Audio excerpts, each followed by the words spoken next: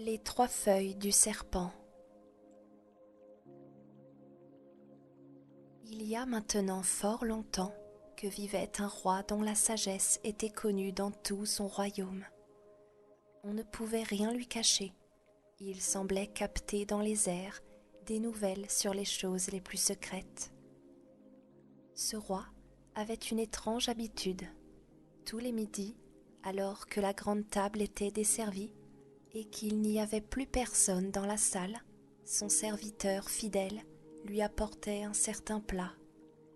Or, ce plat était recouvert, et le valet lui-même ignorait ce qu'il contenait.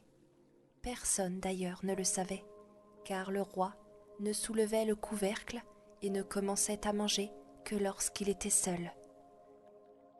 Pendant longtemps, cela se passa ainsi, mais un jour, le valet, ne sachant plus résister à sa curiosité, emporta le plat dans sa chambrette et referma soigneusement la porte derrière lui. Il souleva le couvercle et vit un serpent blanc au fond du plat. Cela sentait bon et il eut envie d'y goûter. N'y tenant plus, il en coupa un morceau et le porta à sa bouche. Mais à peine sentit-il le morceau sur sa langue qu'il entendit gazouiller sous la fenêtre. Il s'approcha, écouta et se rendit compte qu'il s'agissait de moineaux qui se racontaient ce qu'ils avaient vu dans les champs et dans les forêts. Le fait d'avoir goûté au serpent lui avait donné la faculté de comprendre le langage des animaux. Ce jour-là, justement, la reine perdit sa plus belle bague et les soupçons se portèrent sur le valet qui avait la confiance du roi et avait donc accès partout. Le roi le fit appeler, le rudoya et menaça de le condamner s'il ne démasquait pas le coupable avant le lendemain matin. Le jeune homme jura qu'il était innocent, mais le roi ne voulut rien entendre et le renvoya. Le valet, effrayé et inquiet, descendit dans la cour où il commença à se demander comment il pourrait bien faire pour s'en tirer. Il y avait là, sur le bord du ruisseau, des canards qui se reposaient en discutant à voix basse tout en lissant leurs plumes avec leur bec. Le valet s'arrêta pour écouter. Les canards se racontaient où ils avaient pataugé ce matin-là et quelle bonne chose ils avaient trouvé à manger.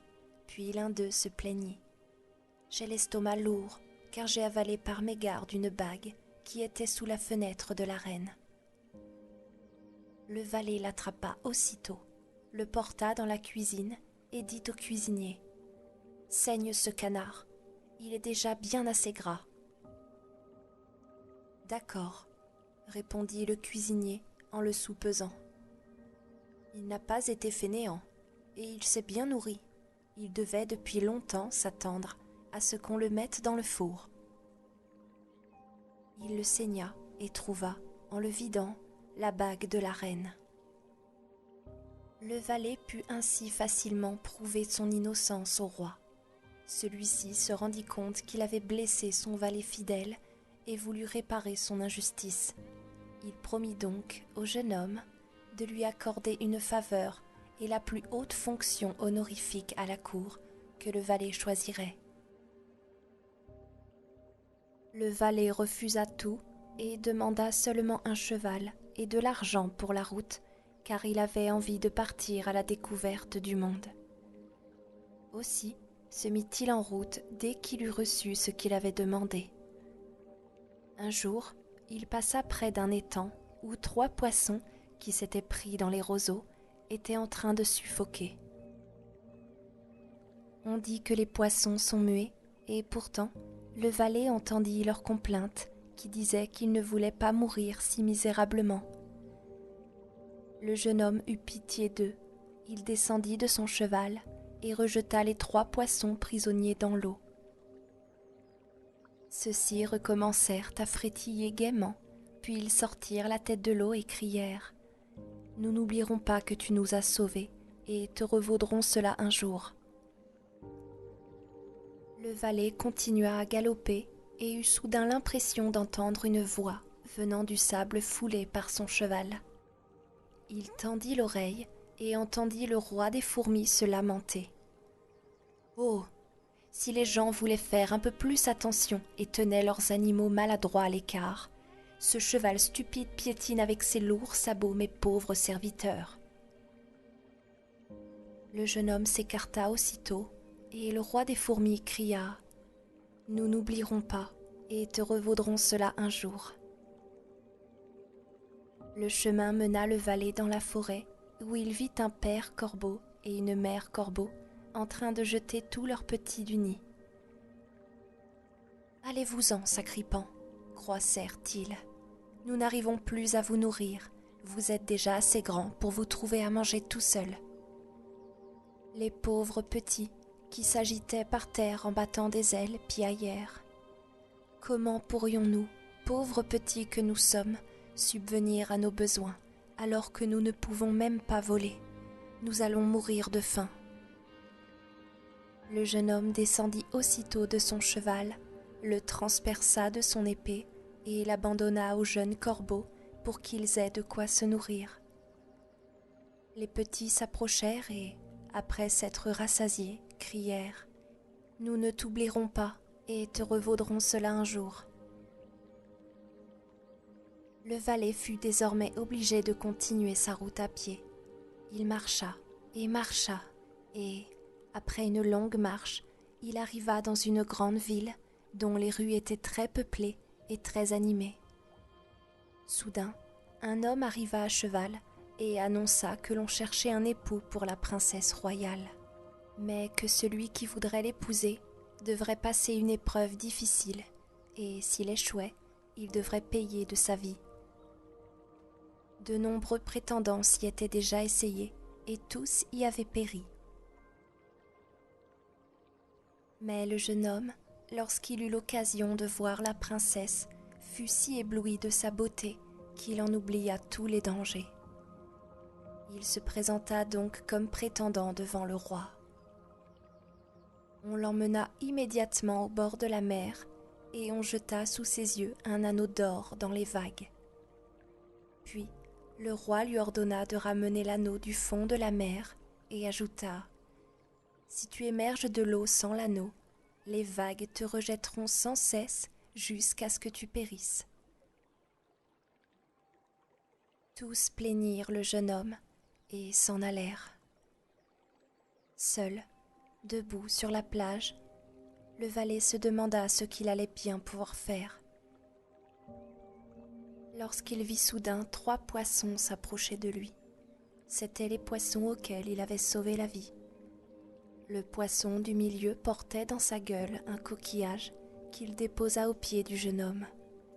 Celui-ci le prit, l'ouvrit et y trouva l'anneau d'or.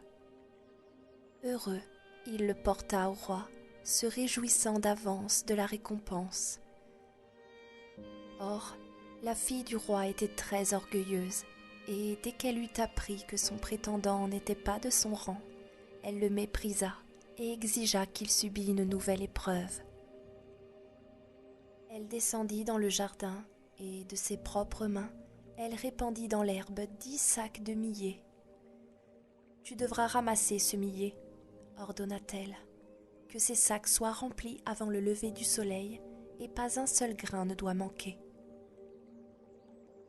Le jeune homme s'assit dans l'herbe et se demanda comment il allait pouvoir s'acquitter de cette nouvelle tâche.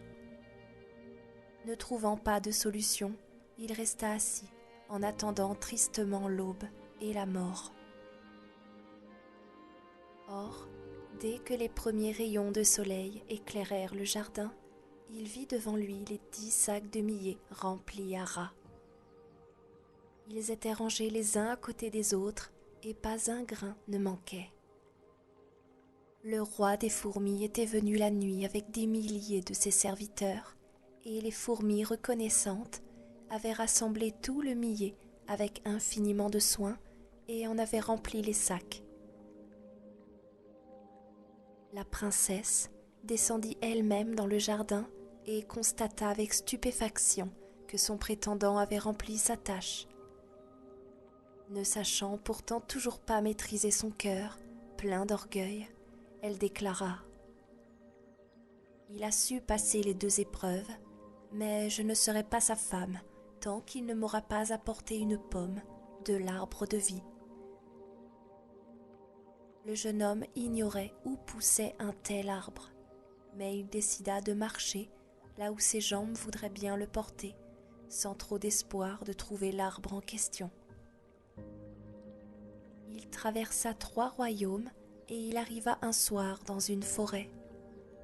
Il s'assit au pied d'un arbre pour se reposer un peu, lorsqu'il entendit un bruissement dans les branches au-dessus de sa tête, et une pomme d'or tomba dans sa main. Au même moment, 3 corbeaux se posèrent sur ses genoux et dirent: